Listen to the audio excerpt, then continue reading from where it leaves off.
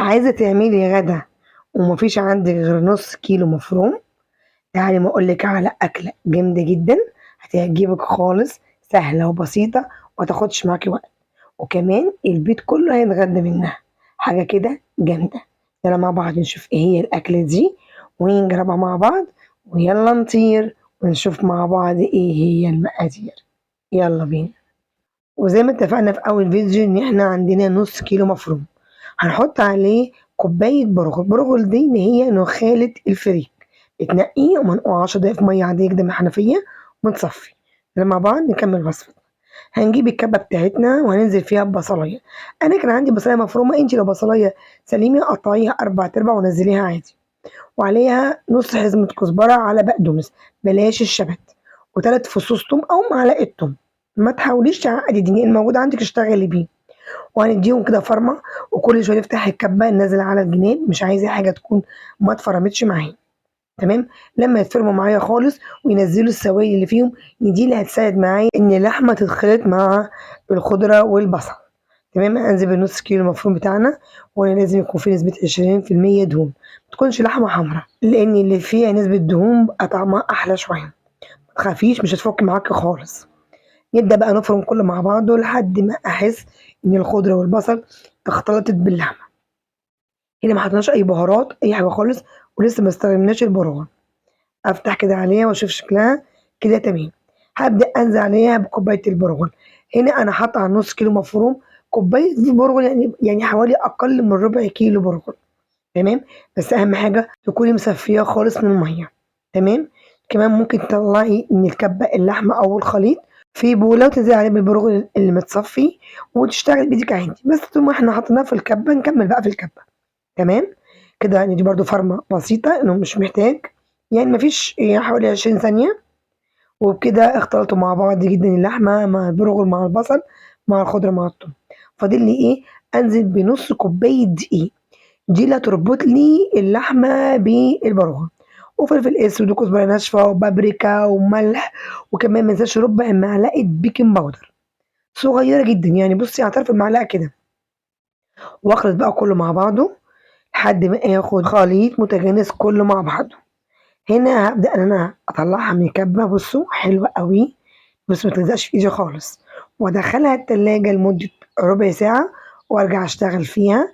اعملها كور صغيرة، اديني ايدي زيت، واعملها كور صغيرة كلها حجم واحد زي كده شايفين. كده اخلص كل الكمية وابدأ اقلي معاكم الكوبيبة بتاعتنا.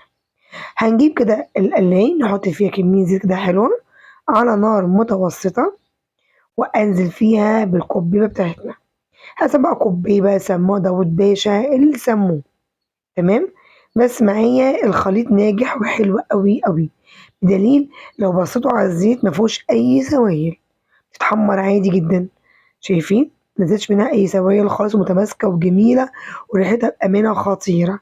ممكن تقلوها وتاكلوها كده، بس احنا عايزين نعملها كغدوة يعني، فاهمين؟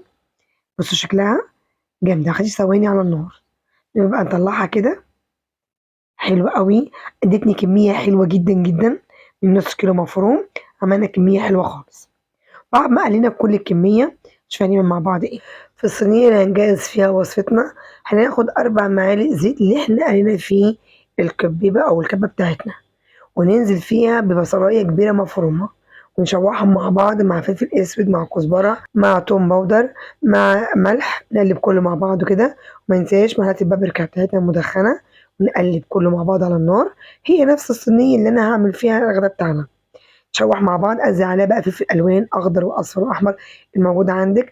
عايزه تخليها سبايسي حط لها قرن حار، بس انا عندي اطفال ما بحطش سبايسي خالص، فاهميني؟ وكون فارمه معاكم شفشق طماطم حوالي نص كيلو طماطم، مش اكتر من كده، انا مش عايزه اكتر من كده. تمام. الريحه مش قادره اوصف لكم، خطيره. هنا نزلت عليها بشفشق الطماطم بتاعنا، واسيب كله بقى يتسبك مع بعضه. وما ننساش اهم حاجه نص معلقه السكر عشان تعادل حموضه الطماطم. هنا هبدا انزل عليها بالكوبايه بتاعتي، وهي ابدا احط كل كده بس كميه حلوه زي من نص كيلو لحمه مفرومه. ابدا بقى ان انا يعني اغرزها في الطماطم، يعني اغطيها بصوص خالص. تمام. واسيبها على النار تاخد لها مثلا حوالي 5 دقايق كده. اول ما تخش في السوا بتاعها هبدأ أدخلها الفرن على درجة حرارة 200، الرف الوسطاني. تمام كده خلاص تمام. تخش بقى الفرن لمدة حوالي ربع ساعة كده وأوريها لكم. بعد ربع ساعة الصينية بتاعتي اتشمعت مفيهاش أي سوائل، حلوة جدا، ريحتها خطيرة. ونبدأ نجنشها مع الوش بشوية خضرة كده يكسر اللون. كده جاهزة معانا. أتمنى فيديو النهاردة يكون عجبكم، ولو عجبكم لايك وكومنت تشجيعي وإعادة نشر، ونشر الفيديو عشان الكل يستفيد. ولو مش مشتركين عندي تنوروا تشتركوا، وأشكركم جدا وتنسوا اللايكات. مع تحياتي ميري أنور، سلام.